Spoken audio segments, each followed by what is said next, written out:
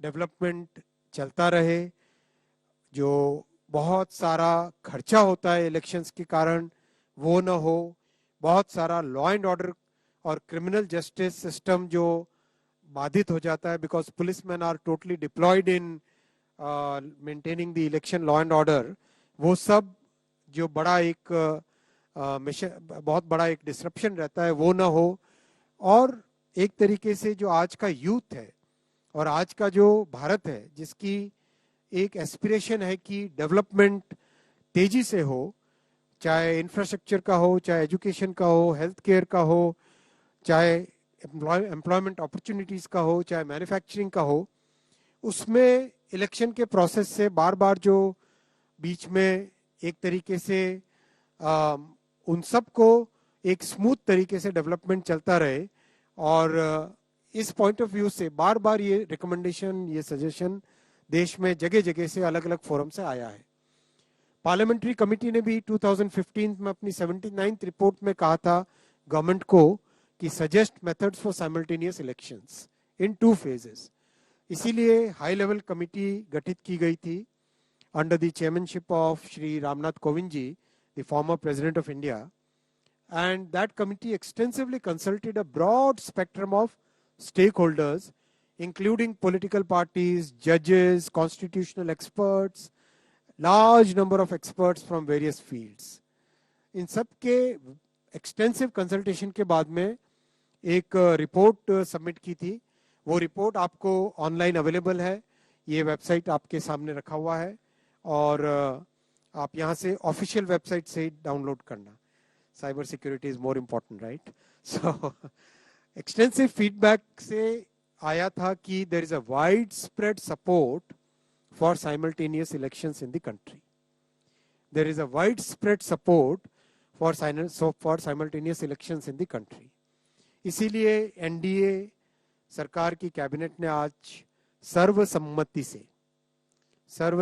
से इन रिकमेंडेशंस को एक्सेप्ट किया और इसका इम्प्लीमेंटेशन 2 phases में होगा, जैसा कि कमेटी के रिकमेंडेशंस में है।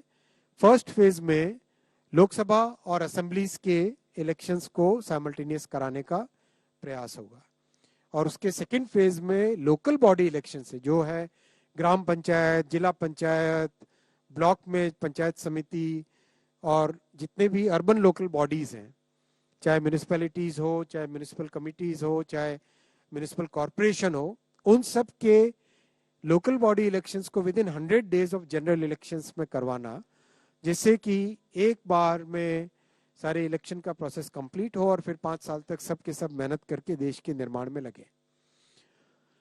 अब इस पे जो कमेटी के रिकमेंडेशंस हैं उनको पूरे देश भर में डिस्कशन किया जाएगा वेरियस फोरम्स में।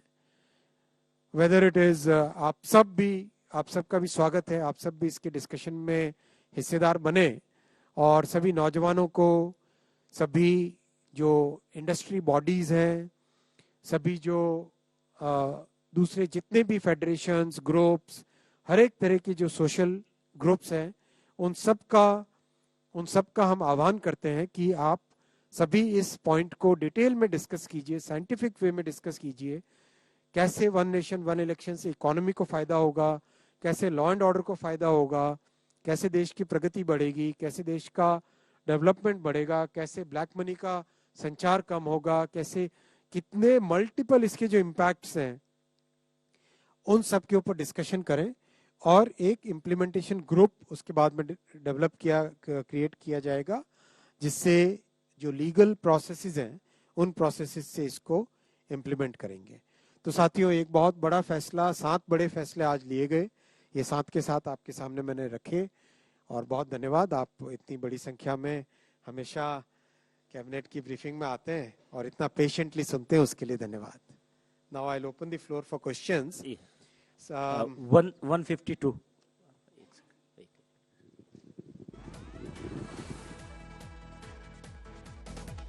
Announcements made by the Government of India really in the cabinet briefing, where they've detailed on One Nation, One Poll. One Nation, One Poll proposal has got big support, is what the centre essentially has said, making these announcements today.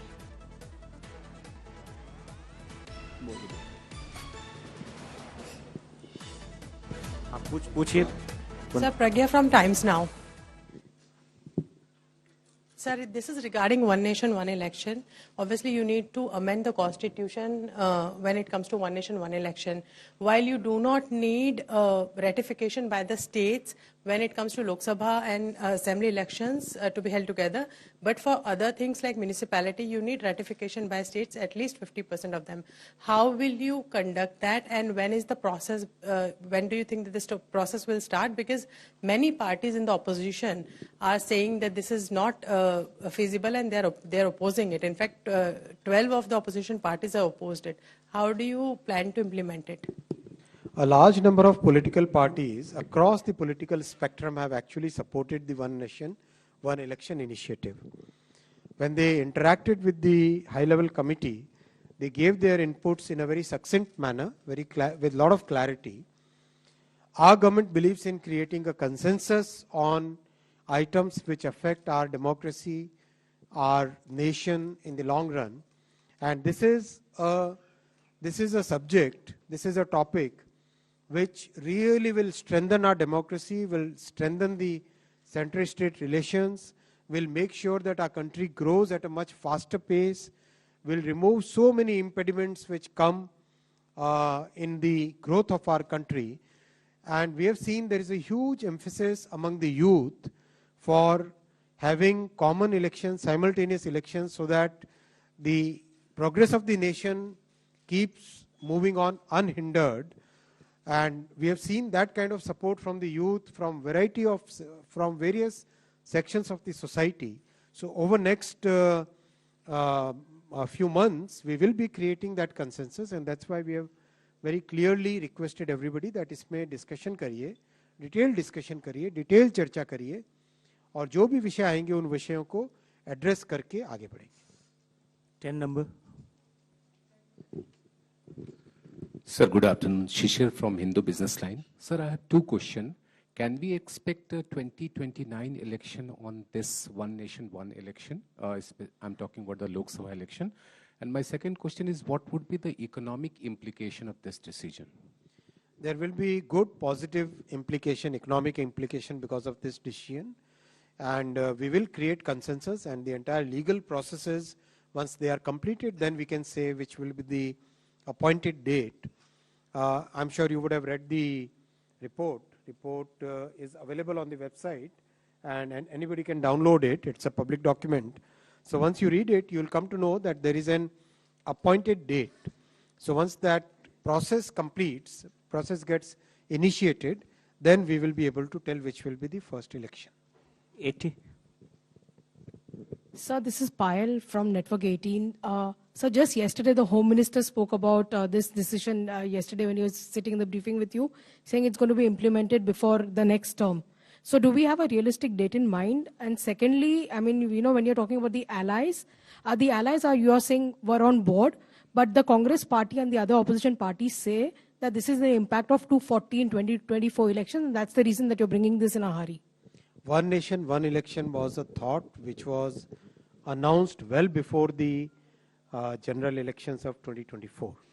So anybody who's saying that it because of the election results have actually given us a historic mandate, and that's why we are able to take such historic decisions. And that's why there is a clear thought process that for country's growth, for meeting the aspirations of our people, for making sure that we become a developed country by 2047, whatever needs to be done will be done. And this is one of those major decisions where, as I said, Sarva Sammati se. Sarva Sammati means everybody is on board. 77. Sir, this is Damini from the Indian Express. Will these constitutional amendments be brought in the next session of Parliament? And are you confident of getting them passed in the current Parliament? As I said, we will start the discussions across the country, various forums. We'll request constitutional experts, we'll request the academia, we'll request citizen groups, we'll request everybody to start discussing this, and then we will create consensus around it, then we'll bring the necessary laws. 4. Sir नमस्कार, I am Deepak from Times of India. I ask in Hindi. कल हमने देखा कि जो home minister थे, he and you both said how government took a historic decision of abolishing MEP. It happened just before the Maharashtra and Haryana election. Why I'm asking it? Now once you have elections at different time, government has enough elbow room to take corrective steps, which you took. So how are you looking at if one nation, one election comes? Governments will have no others, they will have no room to take any corrective step. So which one is better? I absolutely, मैं एकदम clearly आपको कहना चाहूँगा, हमारी सरकार consultative process में विश्वास करती है, जीवंत सरकार है। We believe in continuously taking feedback. मैंने आपको कई एग्जांपल्स पहले भी दिए हैं। We believe that we must take people's opinion in mind, into consideration and then decide. So we definitely believe in taking the people along. So I don't think election result should be seen as a barometer of people's feedback. 121. Sir Brahma Prakash Dubey, news India से।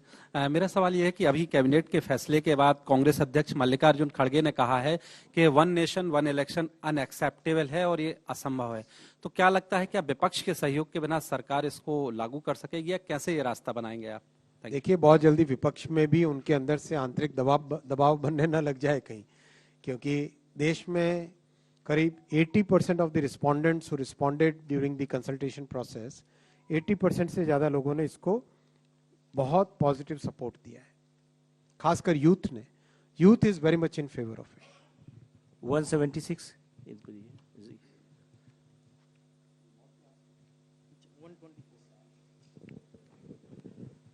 Sir Ashwini ji, one nation one election पर ही है। आपने कहा कि सर्वसम्मति से, हमने देखा सर्वसम्मति पहले वक्त बिल पर भी था कैबिनेट में, लेकिन जिस तरह के आपके एलाइज बाद में इसके प्रति अपनी अलग अलग पार्टी लाइन पर चले गए, क्या ये सर्वसम्मति अगले शीतकालीन सत्र में जब भी ये बिल आएगा दिखाई देगा? और दूसरा, आपने कहा कि हम पूरे प्रोसेस में कंसल्ट करेंगे, चर्चा करेंगे। एक बड़ी हाई लेवल कमेटी बनी जिसका फाइंडिंग आपने एक्सेप्ट किया आज ही, उसने भी लंबी चौड़ी चर्चा की थी। तो अब फिर और क्या जरूरत है, क्योंकि सभी पार्टियों ने 47 पार्टियों ने अपनी रिएक्शन दिया था, 15 छोड़कर बाकी सब ने एक्सेप्ट कर लिया था। आपको लगता है कि इतने दिनों में और बदलाव हो सकता है? चर्चा को कोई भी जब प्रिंसिपल्स डिसाइड होते हैं, अब उन प्रिंसिपल्स को आगे प्रोग्राम्स में कन्वर्ट करना होता है, प्रोग्राम्स को आगे इम्प्लीमेंटेशन में लाना होता है। तो ये जो प्रोसेस है, ये प्रोसेस बहुत ही डिटेल्ड कंसल्टेशन के साथ करेंगे। जो आपने कहा हाई लेवल कमेटी के दौरान भी कंसल्टेशंस हुए थे, यस कंसल्टेशंस हुए, बहुत एक्सटेंसिव हुए, और उसके कारण जो प्रिंसिपल्स डिसाइड हुए, वो प्रिंसिपल्स को आगे इम्प्लीमेंट करना है। उस इम्प्लीमेंटेशन के लिए मान लीजिए कॉमन इलेक्टोरल रोल, एक पूरे देश में एक कॉमन इलेक्शन की जो रोल है वो होना चाहिए, वोटर लिस्ट होनी चाहिए। तो वो वोटर लिस्ट राज्य सरकार के सहयोग के से ही बन पाएगी। सेंट्रल इलेक्शन कमीशन और स्टेट इलेक्शन कमीशन दोनों मिलके ही उसको कर पाएंगे ना। तो उसके लिए फिर डिटेल डिस्कशन चाहिए, उसके लिए राज्य सरकारों के साथ चर्चा चाहिए, दोनों कमीशंस के आपस में डिस्कशंस चाहिए, फिर फेजिंग आउट करनी है। तो फेजिंग आउट किस तरह से होगी, फिर लॉ एंड ऑर्डर का जो पुलिस का डिप्लॉयमेंट फोर्स है वो देखना होगा, कितना ईवीएम्स चाहिएगा, कितना उसका कितना प्रोक्योरमेंट करना होगा, ये सारी चीजों में बहुत बड़ा डिस्कशन चाहिए। 278. सभी का।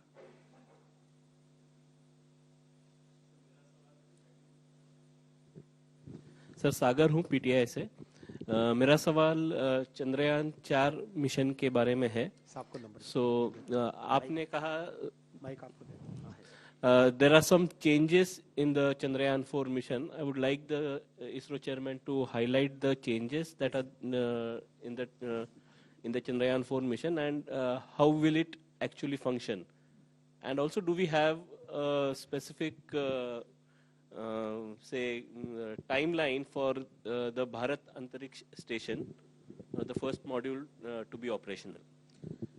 See, you would have seen Chandrayaan 4 mission is primarily targeted to demonstrate technology to go to moon and come back. The coming back is the highlight of it. Landing there has already been demonstrated in Chandrayaan 3. So that is what is brought in here. But if you have to send a man later in 2040 as envisioned by our Honorable Prime Minister, we need to have confidence on the technology. So primarily Chandrayaan 4 is for that purpose, how to do it at a low cost. So if you have to send man right now, we can't do that. We need to go step by step. So that is primarily the Chandrayaan 4 mission goal. Now you talked about the Bharati Antariksha.